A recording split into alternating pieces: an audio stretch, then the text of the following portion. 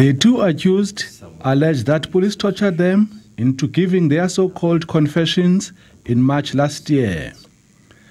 Police, Van Ryn and Jocelyn's mother, Kelly Smith, are on a trial for the child's disappearance in the kidnapping and trafficking case.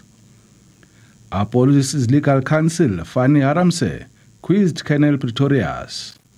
My Lord, I wanted to clear up whether it was the Sunday or the Monday, because the accused talked about the Sunday and the accused talked about the Monday. The accused first talked about the Sunday, that I think I wrote it down, that Kelly told him something about the child. And he talked about the Monday when they took the child. The context was that on the Sunday, she told him about the plan, if one can call it that, and the reasons therefore. Correct, my Lord. Then at about 12 o'clock, the time that we dealt with earlier, when she came home, she told him, but she had spoken to Makalima about the money already. That is correct, my Lord. The police officer who escorted police to the doctor, Warrant Officer Heinrich Schmidtland, testified that the accused had injuries. Ek was op die 5de Maart versoek om vir Jacqueline Apollos na die hospitaal te vergesel.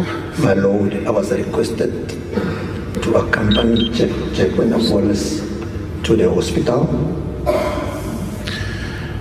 Ek het om 8:38 die oggend vir Jacqueline Apollos by die seegrenseenheid ontvang.